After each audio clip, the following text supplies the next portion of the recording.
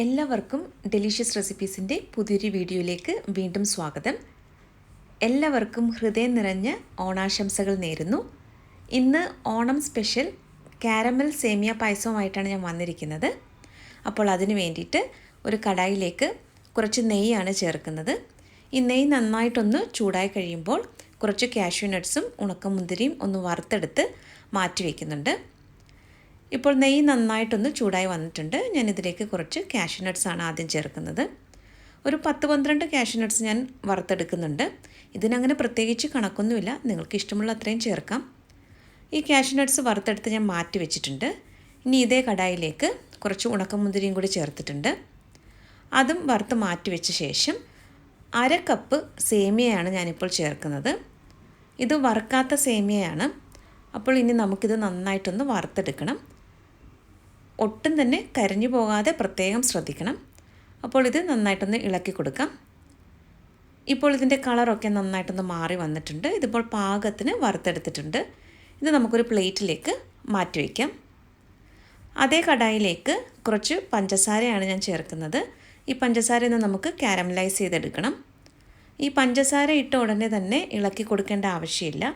ഇതുപോലെ ഒന്ന് സ്പ്രെഡ് ചെയ്ത് വെച്ചാൽ മാത്രം മതിയാകും. ഇപ്പോൾ കുറച്ച് സമയം കഴിഞ്ഞിട്ടുണ്ട്. ഈ പഞ്ചസാരയൊക്കെ ഒന്ന് മെൽറ്റായി വന്നിട്ടുണ്ട്. ഈ സമയത്ത് നമുക്കിതൊന്ന് ഇളക്കി കൊടുക്കാം.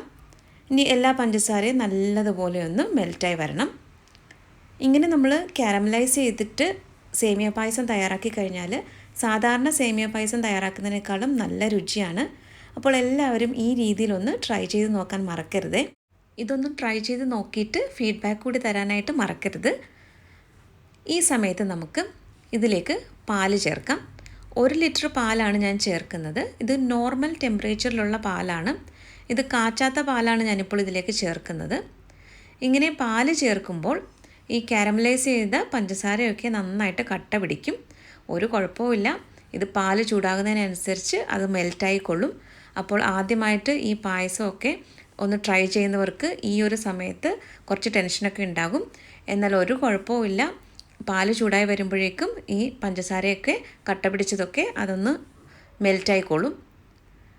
ഇപ്പോൾ പാല് നന്നായിട്ടൊന്ന് ചൂടായി വന്നിട്ടുണ്ട്. ദേ കട്ട പിടിച്ചിരുന്ന ആ പഞ്ചസാരയൊക്കെ നല്ലതുപോലെ മെൽറ്റായിട്ടുണ്ട്. ഇനി നമുക്ക് പാല് നന്നായിട്ടൊന്ന് തിളപ്പിച്ചെടുക്കണം. ഇപ്പോൾ പാല് തിളച്ച് വരാൻ തുടങ്ങിയിട്ടുണ്ട്. ഇനി പാല് ഞാനൊരു 4 മുതൽ 5 മിനിറ്റ് വരെ ഒന്ന് തിളപ്പിച്ചെടുക്കുന്നുണ്ട്. പാല് നന്നായിട്ട് തിളപ്പിച്ച് ഇത് ചെറുതായിട്ടൊന്ന് കുറുക്കിയ ശേഷമാണ് ഇതിലേക്ക് സേമിയ ചേർക്കുന്നത്. ഇപ്പോൾ ഇത് നന്നായിട്ട് തിളച്ച് കുറച്ചൊന്ന് കുറുകി വന്നിട്ടുണ്ട്. ഈ സമയത്ത് നമുക്ക് വറുത്ത് വെച്ചിരിക്കുന്ന സേമിയ ചേർത്ത് കൊടുക്കാം. ഇനി സേമിയ നല്ലതുപോലെ ഒന്ന് വേവിച്ചെടുക്കണം. അപ്പോൾ ഞാനൊരു മീഡിയം ഫ്ലെയിമിൽ നിന്നും ഒരല്പം കൂട്ടിയിട്ടാണ് ഫ്ലെയിം വെച്ചിട്ടുള്ളത്. ഇനി നമുക്കിത് ഇളക്കി കൊടുക്കാം. ഇപ്പോൾ സേമിയയൊക്കെ പാകത്തിന് നല്ലതുപോലെ വെന്ത് വന്നിട്ടുണ്ട്. ഇനി ഇതിലേക്ക് നമുക്ക് പഞ്ചസാരയാണ് ചേർക്കാനുള്ളത്. അപ്പോൾ നിങ്ങളുടെ മധുരത്തിനനുസരിച്ച് പഞ്ചസാര ചേർക്കാം. ഞാനിപ്പോൾ ഇവിടെ ഒരു 5 ടേബിൾ സ്പൂൺ പഞ്ചസാരയാണ് ചേർക്കുന്നത്. ഇതിൽ കണ്ടൻസ്ഡ് മിൽക്കൊന്നും ഞാൻ ചേർക്കുന്നില്ല. ഈ കണ്ടൻസ്ഡ് മിൽക്കൊന്നും ചേർക്കാതെ തന്നെ ഇതിന് നല്ല ടേസ്റ്റാണ്.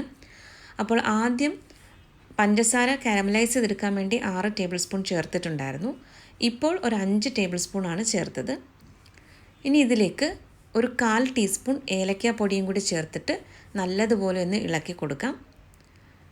അപ്പോൾ നമ്മുടെ രുചികരമായിട്ടുള്ള പായസം ഇവിടെ റെഡി ആയിട്ടുണ്ട്.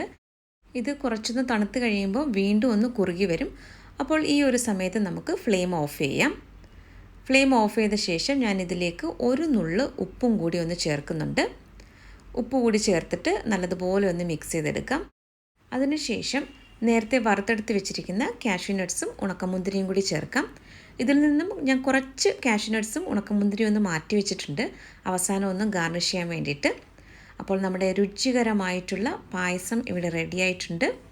അപ്പോൾ ഇന്നത്തെ ഈ റെസിപ്പി എല്ലാവർക്കും ഇഷ്ടമായി കാണുമെന്ന് കരുതുന്നു. മറ്റൊരു നല്ല റെസിപ്പിയുമായിട്ട് വീണ്ടും വരാം. അപ്പോൾ എല്ലാവർക്കും ഒരിക്കൽ കൂടി ഓണാശംസകൾ നേരുന്നു. Thank you.